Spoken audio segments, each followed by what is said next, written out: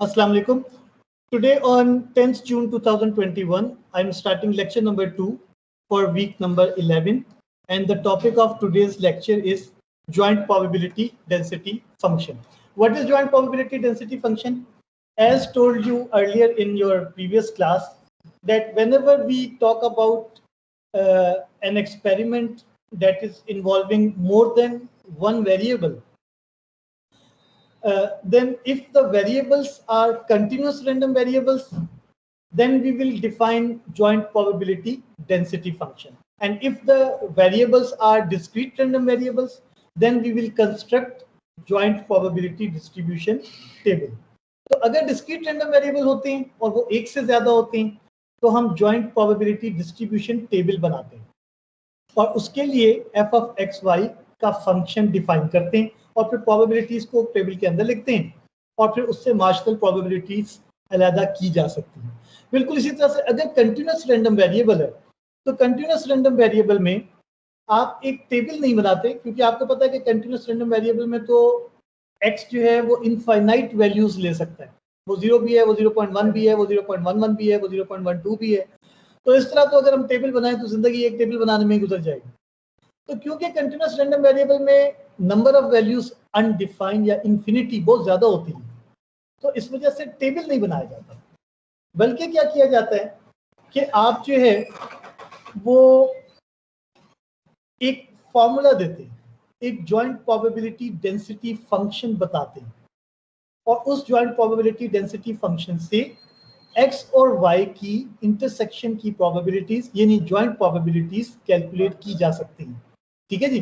तो जब continuous random variable होगा तो हम f of x y का फॉर्मूला या देंगे या वो हमें बताएंगे कि क्या है, और फिर क्या होगा कि उस जॉइंट प्रोबेबिलिटी डेंसिटी फंक्शन जो होगा, वो जो जॉइंट प्रोबेबिलिटी का फॉर्मूला होगा, उससे हम मार्जिनल प्रोबेबिलिटी डेंसिटी फंक्शंस यानी मार्जिनल प्रोबेबिलिटीज यानी सिर्फ x की प्रोबेबिलिटी और सिर्फ y की प्रोबेबिलिटी का फॉर्मूला अलग कर सकेंगे।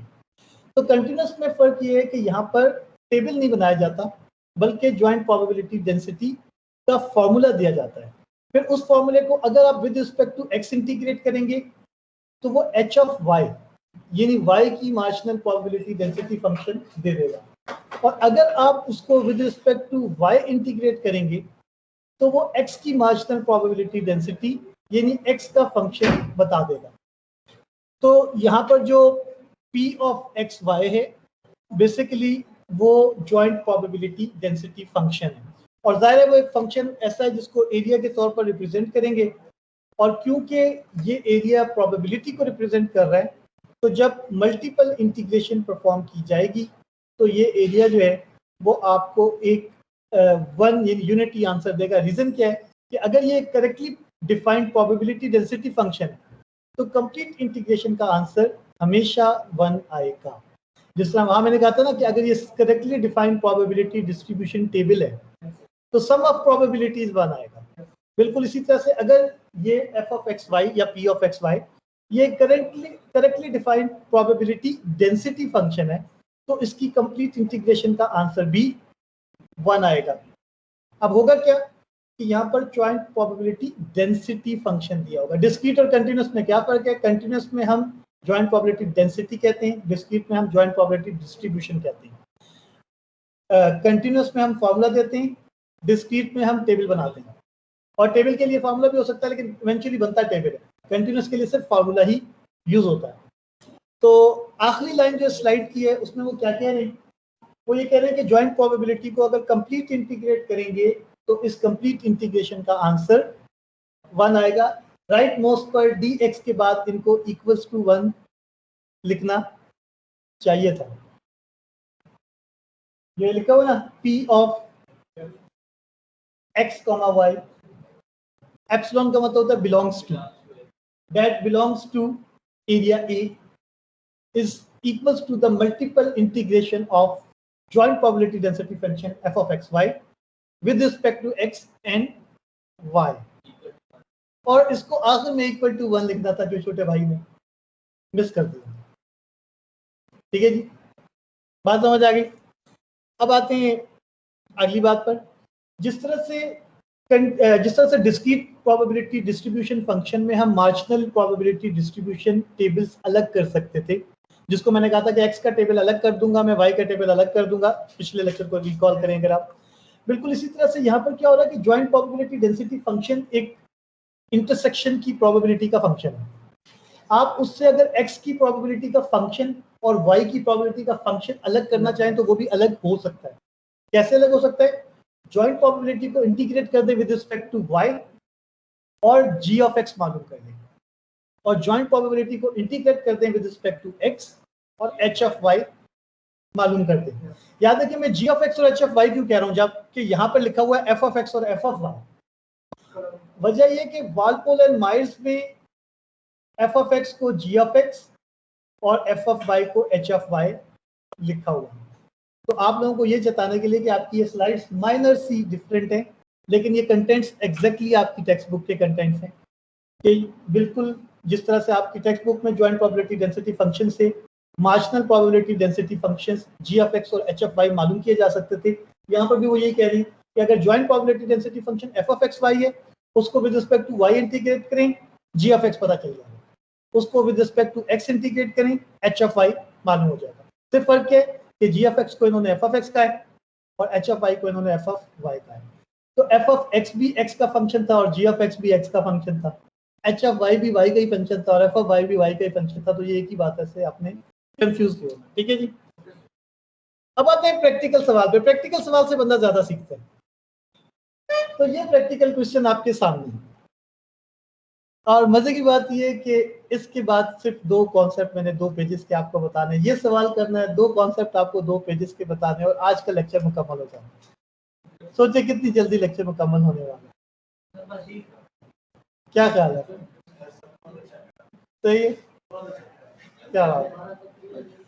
बस मेरे देखिए मुझ पर होना, मैं ऐसा कुछ करूं कि मैं आपको 2 घंटे पढ़ाऊं और सब कुछ आ जाए, लेकिन ऐसा हो नहीं सकता। मसला ये है, मैं तो हर चीज में ये चाहता था कि मैं कोई छेड़ी घुमाऊं और 160 लोगों के या 150 लोगों के बारे में हो जाए, लेकिन ऐसा हो नहीं रहा था ना। मजबूरी ये कि ठीक है, मेरी तो ख्वाहिश इसी तरह से थी, मतलब वो एक शेर है कि हजारों ख्वाहिश ऐसी के हर ख्वाहिश पे दम निकले, बहुत निकले मेरे अरमान लेकिन पर भी कम निकले, और निकलना खुद से आदम का सुनते आए थे लेकिन। तो आपको पता है लास्ट बच्चा था जिसका बड़े बेआबरू होकर तेरे पीछे। वाह वाह, 10/10। लेकिन देखना सर कितने दिन किया है, देखिए कितने सब्र का फल मीठा होता है। आप आखिरी बच्चे थे, आपने 160 बच्चों का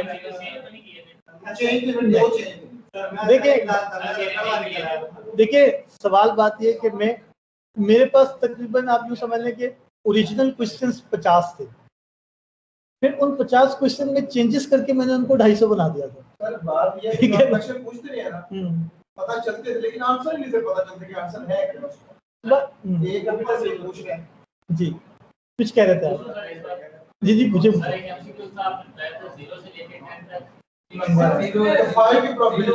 हाँ जी बिल्कुल। देखिए वो सवाल बड़ा आसान था। सवाल ये था कि आप दोबारा देखिए, हाँ देखिए उसका आंसर था 0 और 0 वाला आंसर को पूरे नंबर मिले थे।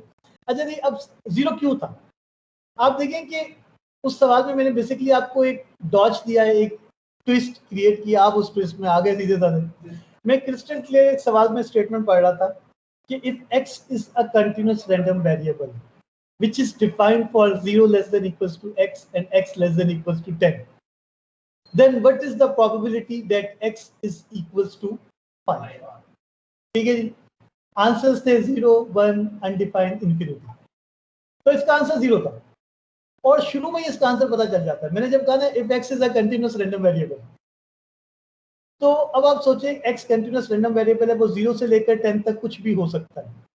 प्रोबेबिलिटी क्या होती है? n of e over n of s। ठीक है, अब जरा गौर करें, n ऑफ s क्या है?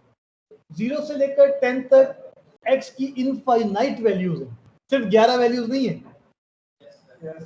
0 से लेकर 10 तक लोग समझ रहे हैं कि x की 11 वैल्यूज है। 11 क्यों है? कंटिन्यूअस रैंडम वेरिएबल का जब यूज करो तो n ऑफ s है इंफिनिटी और उसमें से x इक्वल्स टू 5 है सिर्फ 1, तो प्रोबेबिलिटी आती है 1 डिवाइडेड बाय इंफिनिटी। और 1 डिवाइडेड बाय इंफिनिटी क्या होता है? हम 11 को लेके चलते थे। ठीक है, बात आपको समझ आए कि इसके जीरो होने का ये नहीं है। मैंने जो भी सवाल किया ना उसको मैं एनालाइज कर चुका था, और याद है कि ये जितने भी सवालात मैंने किए ये मेरे साथी बनाए हुए थे, किसी भी स्लाइड से, किसी भी पेपर से, किसी भी बुक से, किसी भी गूगल की साइट से उठाए हुए सवाल थे। तो उसमें फर्क ये था कि ये सारे के सारे सवाल मैंने जाती तौर पे बनाए थे। आपका पेपर भी मैंने जाती तौर पे खुद ही बनाया था, वो भी किसी भी जगह से आपको मिलना नहीं। ठीक है ना? तो ये मैं बताना चाह रहा हूँ कि बेसिकली होता पता क्या कि आप ने जब चीजें आपने सारी सही पढ़ाई है तो आप अपना पेपर बनाएं बस। अच्छा जी, अब आते हैं दोबारा इस सवाल पर। आपको एक जॉइंट प्रोबेबिलिटी डेंसिटी फंक्शन दिया हुआ है, आपको f of X Y given है। सबसे पहले आप क्या करेंगे, यहां भाई ने पूरी बात लिखी है, इक्वल्स टू 1 लिखा है उसने। सबसे पहले आप जॉइंट प्रोबेबिलिटी डेंसिटी फंक्शन को कंप्लीट इंटीग्रेट करेंगे, और कंप्लीट इंटीग्रेट करके ये वेरीफाई करेंगे कि क्या इस इंटीग्रेशन का आंसर 1 आ रहा है। अगर तो इसका आंसर 1 आ रहा है तभी ये correctly defined joint probability density function है। तो जरा गौर करिए अब कंप्लीट इंटीग्रेशन होगी कैसे। कंप्लीट इंटीग्रेशन इसकी ऐसे होगी कि सबसे पहले आप इसको with respect to x integrate करेंगे, और जब आप इसको with respect to x integrate करेंगे तो y को एज अ कांस्टेंट डील करेंगे। तो आप जरा गौर करें, 6/5 को तो मैं रखूंगा बाहर, x का इंटीग्रल हो गया x² 2 और y² का इंटीग्रल हो गया y² x। तो पहली इंटीग्रेशन का आंसर क्या आया, x² 2 प्लस y² x। अब इसमें मैं लिमिट्स पुट कर दूंगा, तो x² 2 में जब लिमिट पुट किया तो 1/2 आ गया, y² x में जब लिमिट पुट की तो y² आ गया, और जीरो में दोनों चीजें जीरो हो जाती हैं। तो पहली इंटीग्रेशन और लिमिट्स पुट करने के बाद जो आंसर आएगा वो आंसर आएगा 1/2 प्लस y²। क्या आंसर आएगा, 1/2 प्लस y²। अब इसको मैं with respect to y integrate करूंगा। जब मैं 1/2 प्लस y² को with respect to y integrate करता हूं तो मेरे पास आंसर आता है 1/2 y plus y³ 3। 1/2 y plus y³ 3। जब इसमें मैं लिमिट्स पुट कर देता हूं तो मेरे पास आ जाता है 6/5 टाइम्स ब्रैकेट ओपन 1/2 प्लस 1/3। फिर नेक्स्ट स्टेप पे हो जाता है 6/5 times bracket open 5/6 bracket close, और फिर ये हो जाता है 6/5 इंटू 5/6, और फिर आंसर हो जाता है 1। इसी तरह से सारे लेक्चर दिए। मेरे पास इतना टाइम नहीं है कि मैं ये स्टेप्स लिखूं, क्योंकि मैं सारे स्टेप जबानी भी बगैर कहीं लिखे बोल सकता हूँ। ठीक है, अब आप सोचें, जितनी जिंदगी आप सोए नहीं है उससे ज्यादा जिंदगी मैंने प्रोबेबिलिटी पढ़ाई, और आई रियलाइज कि आप 20 साल के कम से कम होंगे, और 8 घंटे के हिसाब से आप कम 8 साल सोए होंगे। ठीक है ना, बात समझ रहे? तो जितनी जिंदगी आपने सोते हुए नहीं गुजारी ना, उतनी जिंदगी मैंने प्रोबेबिलिटी पढ़ाते हुए गुजारी। नहीं, मैंने कम से कम 35-40 सब्जेक्ट जिंदगी में पढ़ाए हैं, लेकिन मैं ना रोजाना दिन में तकरीबन 18 घंटे पढ़ाता हूँ। ठीक है, तो I teach 18 hours a day, record हो रहा है। नहीं, कुछ नहीं आती है। असली बात पता है कि अब ये हैबिट बन चुका है ना, as a permanent faculty member तो बस यही।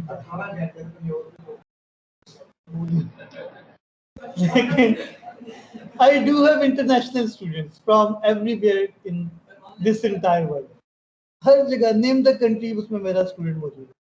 ठीक है, नेम द कंट्री मेरा स्टूडेंट मौजूद है। इसमें कुछ ऐसे भी हैं जिनको इंग्लिश नहीं आती, अल-अमान अल-हफीज उनको नहीं। बात बताया कि मजे की लतीफ भाई है, कुछ ऐसे मेरे स्टूडेंट है वो नाइजीरियन है या कुछ है, मसला ये नहीं है कि उसको मैथ समझ नहीं आ रहा, उसको इंग्लिश भी समझ नहीं आ रही।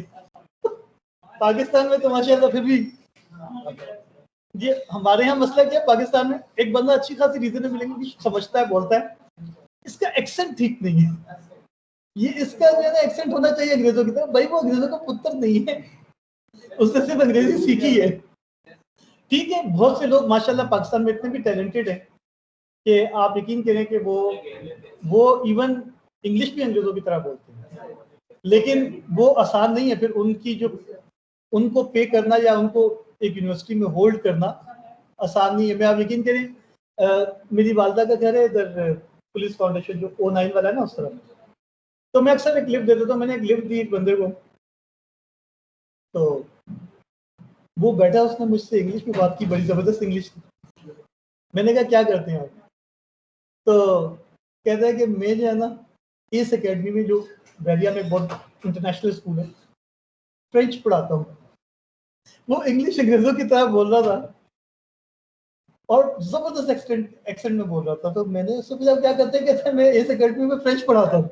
मैंने कहा तो गई इंग्लिश उसकी इतनी जबरदस्त, पढ़ाता फ्रेंच है। तो मैंने कहा क्यों? कहते हैं असल में मैं फ्रेंच नेशनल हूँ, बाय बर्थ में नेटिव फ्रेंच हूँ। तो ज़ाहिर है जब यहाँ आया तो मैंने टैक्सी ड्राइवर से बात कर दी है, मैंने इधर उधर बात कर ली। तो यहाँ तो फ्रेंच किसी को आती नहीं। तो मैं इधर, मेरी जॉब तो फ्रेंच पढ़ाने की है एस इंटरनेशनल में। आपको बताइए एस इंटरनेशनल में क्लास 7 के बच्चे की फीस भी शायद $1200 होगी। तो अब जो $1200 अपने बच्चे की फीस दे रहा है और ट्यूशन उसने ज़्यादा रख के दी हुई है, तो वो आपको पता है पाकिस्तानी जो होगा वो शरीफ इंसान, मतलब गरीब इंसान तो नहीं होगा। और जिसको पढ़ाने के लिए टीचर्स फ्रांस और जर्मनी से आ रहे हैं, नेटिव्स पढ़ा रहे हैं उसको। तो जाहिर है कि ये बेसिकली एजुकेशन भी अब सॉर्ट ऑफ, अब आपको पता ही है जो हालात हो गए। और अब ज़ाहिर हर एक के रीच में एक जैसी एजुकेशन नहीं है और हो भी नहीं सकती, क्योंकि ऑब्वियसली मतलब अब इतनी एक्सपेंसिव लोगों को अगर कोई बाहर से बुलाकर टीच करवा रहा है तो आपका क्या ख्याल है कि वो मतलब इतनी कम इकोनॉमिक्स में तो वो नहीं पढ़ाते ना। तो मकसद कहने का ये था कि दुनिया में ऐसे भी हैं कि जो इंग्लिश और फ्रेंच, हालांकि बड़ी मुश्किल है, और आप अगर आप फ्रांस जाए, दे हेट इंग्लिश। आप वहां पर जाके किसी इंग्लिश में रास्ता पूछें, वो आड़ा तिरछा सीधा उल्टा हो जाएगा, आपको समझा देगा इशारों से। इंग्लिश आती भी होगी, बोलेगा नहीं, वो बोलेगा नहीं आपके साथ इंग्लिश कि फ्रांस में आके ये इंग्लिश में सवाल क्यों कर रहे हैं। हमारे यहाँ मसला है कि जो इंग्लिश नहीं बोलता उसको इंसान ही नहीं समझते। यहाँ कुछ और चल रहा है, ठीक है। अब ये इंफीरियोरिटी कॉम्प्लेक्स है या क्या चक्कर है? हो सकता है ना, एहसास कमतरी। इंग्लिश ना बोल सकना ना अहलियत है, और इंग्लिश बोल सकना अहलियत है, ठीक है। तो देखिए इसमें बिल्कुल भी फर्क नहीं पड़ता। आपको अच्छी चीज आती है, सही चीज आती है ना, आप सिर्फ उसको समझा सके इतनी इंग्लिश आपको आनी चाहिए कि आप ज़्यादा, आप एक नाइजीरियन है, उसकी कीनिया की ज़बान या जो भी उसकी ज़बान है वो तो आपको नहीं आती। अब आप तो उसको कोई किसी इंटरनेशनल लैंग्वेज में सिखाएंगे ना, तो इंटरनेशनल लैंग्वेजेस गिनती की कुछ ही हैं जो हर जगह चल जाती है। One of them is Urdu. याद रखिए उर्दू और पंजाबी भी इंटरनेशनल लैंग्वेजेस हैं, क्योंकि ये भी दुनिया में अक्सर जगहों पर समझी जाती है। लेकिन बहुत सी कंट्रीज में इंग्लिश इसलिए हमें मजबूरी में बोलनी पड़ती है कि ऑब्वियसली उनकी ज़बान हम बोल नहीं सकते। बल्कि हम तो अरब को भी नहीं समझा सकते। आपका नाइफ माशाल्लाह मौजूद है, मैं इसीलिए नाइफ के लिए इंग्लिश बोल रहा था, आप लोगों ने। लेकिन नाइफ का वैसे नंबर अच्छा है, नाइफ मेरे ख्याल है बहुत अच्छा परफॉर्म किया, अभी क्लास में मौजूद कोई नहीं है। तो खैर, तो बात ये कि जी ये जो है ना, आपने ये तो वेरीफाई कर लिया कि जब आपने इसकी मल्टीपल इंटीग्रेशन की तो आंसर 1 आ गया। ये एक correctly defined joint probability density function है, पहला गोल अचीव हो गया। अब सेकंड गोल ये कि वो कहते हैं एफ ऑफ एक्स और एफ ऑफ वाई मालूम करें। आसान बात में जी ऑफ एक्स और एच ऑफ वाई यानी मार्जिनल प्रोबेबिलिटी डेंसिटी फंक्शंस मालूम करें। बिल्कुल, तो जब इसको with respect to dx integrate करेंगे तो आपको एफ ऑफ वाई मालूम हो जाएगा, और जब आपको इस with respect to D Y calculate करेंगे, इंटीग्रेट करेंगे, तो एफ ऑफ एक्स पता चल जाएगा। देखते हैं यहाँ पर, देखिए जब 6/5 x प्लस 2/5 को सपोज सबसे पहले इन्होंने क्या किया, with respect to x integrate किया। तो अगर with respect to x integrate करते हैं तो आपके पास क्या आ जाता है, x² 2 प्लस 2/5 x, ठीक है जी। फिर आप उसमें लिमिट पुट करेंगे x की, ठीक है। और x की जब लिमिट्स आप पुट करेंगे 0 से 1, तो x² 2, ऑब्वियसली जब x की लिमिट आप 1 पुट करेंगे तो ये क्या हो जाएगा? हाँ जी, क्या हो जाएगा? जी जी, देखिए ना, पहले आपने इसको with respect to x integrate किया, तो जब आपने इसको with respect to x integrate किया तो आपके पास आ गया X square upon 2 plus 2 upon 5। ठीक हो गया। अब आपने लिमिट्स पुट करनी है 0 अपॉन 1 की। तो अगर इसमें आप 1 की जगह 1 ही पुट कर देते हैं तो क्या हुआ, x भी गायब हो गया और y तो था ही नहीं। तो इन टर्म्स ऑफ y नहीं मिला, लिहाजा 0 की जगह तो आप 0 ही पुट करेंगे और 1 की जगह आप x पुट करेंगे, सॉरी y पुट करेंगे। तो क्या हो जाएगा, एक्स स्क्वायर अपॉन 2 प्लस क्या था 2 अपॉन 5 x। आपने क्या किया, आपने x की जगह x ही रखा, ठीक है जी, सॉरी x की जगह y रख दिया। तो आपके पास क्या आ जाएगा, वाई स्क्वेयर अपॉन 2 और प्लस 3 अपॉन 5 वाई। ठीक है जी। और फिर आप 0 की जगह 0 पुट करेंगे और जब 0 पुट करेंगे तो ज़्यादा एक्स स्क्वायर अपॉन 2 जो है वो आपके पास 0 हो जाएगा और 2 अपॉन 5 भी आपके पास 0 हो जाएगा, वो एलिमिनेट हो जाएंगे। तो इस पर आई हाईली डाउट कि इन्होंने जो पहले चीज कैलकुलेट की है ये ठीक कैलकुलेट नहीं की हुई, ठीक है ना। तो इसको वेरीफाई करना है आपने, ठीक है ना। सेकंड देखिए, जब हम इसको विद रिस्पेक्ट टू वो करते, अच्छा लेकिन सही है ना, आंसर सही तो दिया हुआ ना, देखिए ना आपके पास क्या आंसर दिया है, dx का आंसर क्या दिया उन्होंने,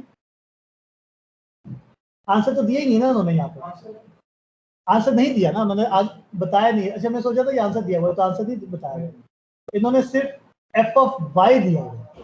ये क्या दिया हुआ है, एफ ऑफ वाई दिया हुआ। तो वाई स्क्वेयर तक तो ठीक था बात, लेकिन 3/5 में आई हाईली डाउट के 3/5 सही नहीं है, ठीक है। इसको वेरीफाई कर लीजिएगा। इस पर सही एग्जांपल किताब में मैं दिखा दूंगा आपको दोबारा।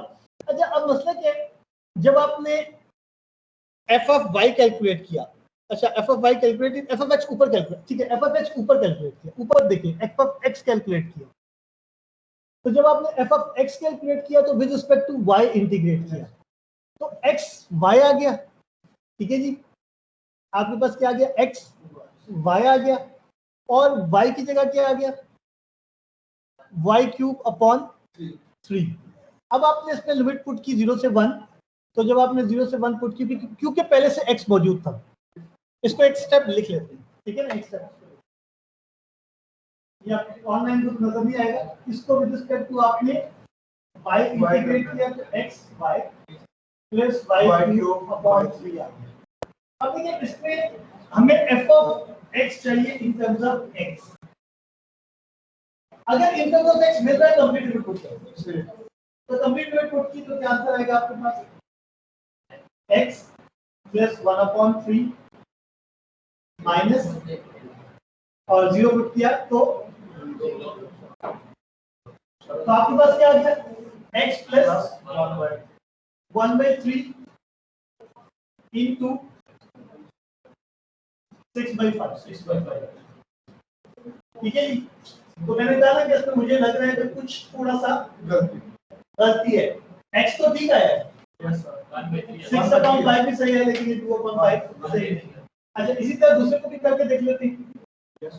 दूसरे को करके देखा तो आपके पास दूसरा था ये वाला, तो इसको अगर आपने विद रिस्पेक्ट टू x करना है तो x square upon 2 plus y cube upon 3, ठीक है। ये तो सर ये y क्यूब नहीं आएगा, ये वही आएगा, y square upon 2 y square x आ जाएगा, y स्क्वायर x। और इस पे भी देखिए, इस पे भी क्योंकि आ गया एक y, जब y आ गया कंप्लीट लिमिट पुट करें, जब y नहीं आएगा, याद रखिए जब y नहीं आएगा तो अपर लिमिट को वेरिएबल पुट करें। तो क्योंकि यहाँ पर x y में चाहिए आपको और y एक आ चुका है, तो कोई मसला नहीं, आप पूरी लिमिट पुट कर दें, 1/2 plus y square minus 0 plus 0, तो आपके पास आ जाता है y स्क्वायर प्लस 1/2 इंटू 6/5। तो y स्क्वायर सही है, 6/5 सही है, 1/2, लेकिन इसमें भी नजर आ रहा है कि ठीक है सर जी। अगर इसको सिंपलीफाई तो करेंगे 3/5 भी आएगा, हां लेकिन वो कॉमन लेके दिखाओ, तो कॉमन कर दीजिए, कॉमन ले, हां ये u होगा कि 6/5 y स्क्वायर प्लस, हां तो वो कोई थोड़ी सी मिस्टेक यहाँ पे है, लेकिन ऐसी मिस्टेक आपकी बुक में नहीं है। ये स्लाइड में जिसने स्लाइड बनाई है,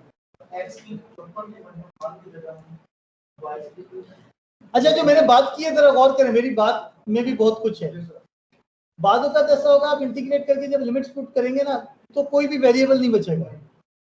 अब ये नहीं हो सकता कि एफ ऑफ एक्स है वो इन टर्म्स ऑफ एक्स ही नहीं है, या एफ ऑफ वाई है वो in terms of why he नहीं है। तो उस सिचुएशन में अपर लिमिट वेरिएबल पुट की जाती है, और वो वाला वेरिएबल जिसका आप आंसर, जैसे आपने एफ ऑफ एक्स कैलकुलेट किया ना, आप चाहते हैं final answer in terms of x हो, तो जब final answer in terms of x चाहते हैं तो अपर लिमिट एक्स पुट कर देंगे अगर आपके एक्सप्रेशन में कोई एक्स नहीं है।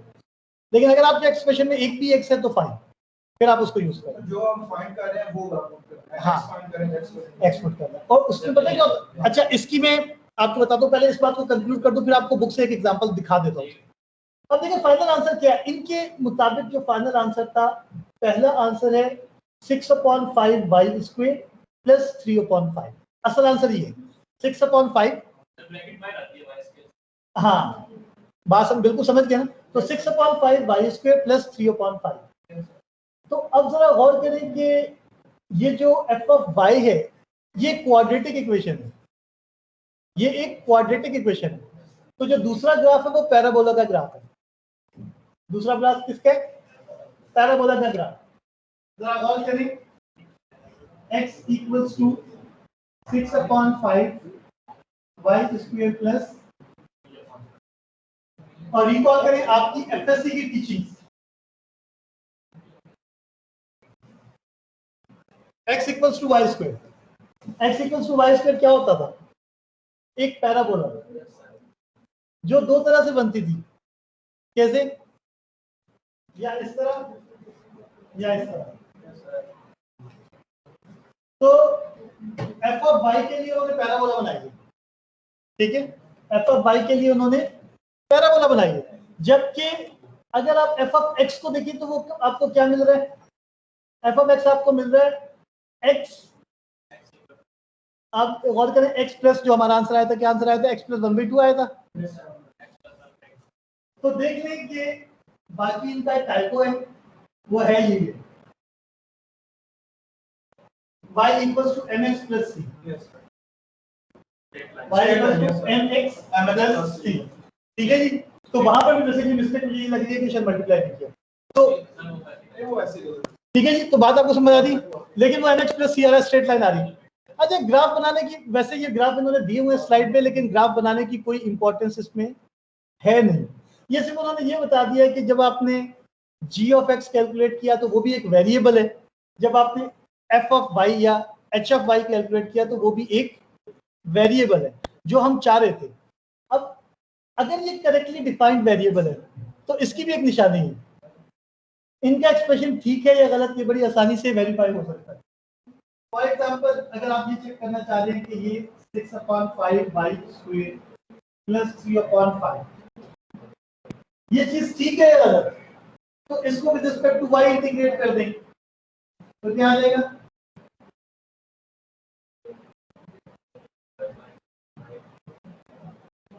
और लिमिट पुट कर दें 0 से 1, ठीक है जी। तो जब 1 पुट करेंगे तो 6/5 इंटू 1/3 प्लस 3/5 इंटू 1 माइनस 0, ठीक है जी। तो ये कैंसिल हो गया, यहाँ आ गया 2/5, यहाँ आ गया 3/5, आंसर आ गया 1।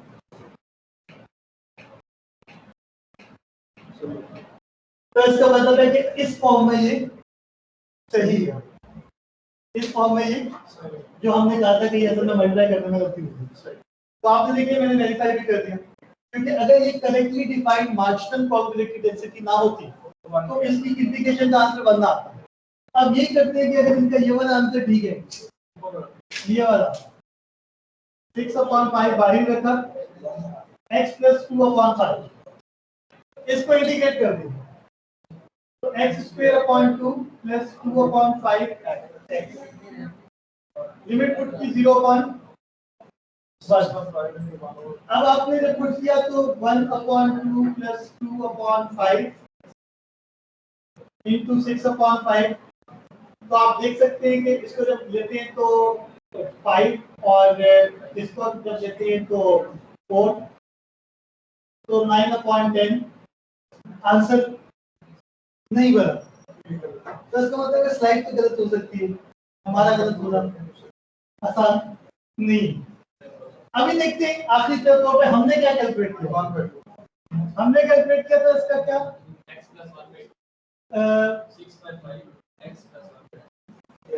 ये कैलकुलेट किया था, ठीक है।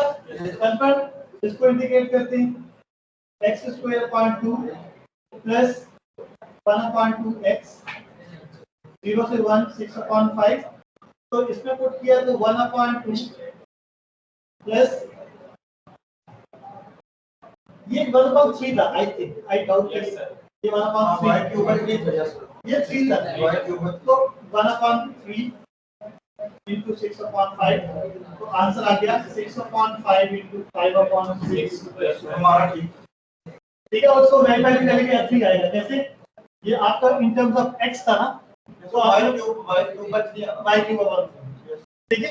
तो आपने देखा कि अगर स्लाइड भी गलत हो जाए तो मुझे टेंशन नहीं है, मैं तो वही बताऊंगा जो ठीक बात है, ठीक है ना। तो अब मैंने आपको डिसाइड करके भी दिखा दिया, लेकिन इसके बाद याद रखिए कि जो मैंने बात की है ना वो अपनी जगह वैलिड है कि जब कभी इस किस्म की सिचुएशन हो कि आपने एक इंटीग्रेशन की, आप f ऑफ x कैलकुलेट करना जा रहे थे और x ही नहीं मिला, तो अपर लिमिट को x पुट करें ताकि in terms of x answer मिले। तो ये मैथमेटिक्स में चलता है, आपकी बुक में ऐसे कुछ सवाल मौजूद भी हैं। तो बस आज का लेक्चर बस इसी यहीं तक रखते हैं, इंशाल्लाह नेक्स्ट क्लास में इससे आगे चलेंगे। तो मैं ज़रा क्लोज कर दूं रिकॉर्डिंग। आई होप कि जो कुछ स्टूडेंट्स यहाँ पर मौजूद हैं उन्होंने भी मेरी बात समझ ली होगी। अगर कोई सवाल करना हो तो आप कर सकते हैं। अटेंडेंस आप प्रेजेंट हैं।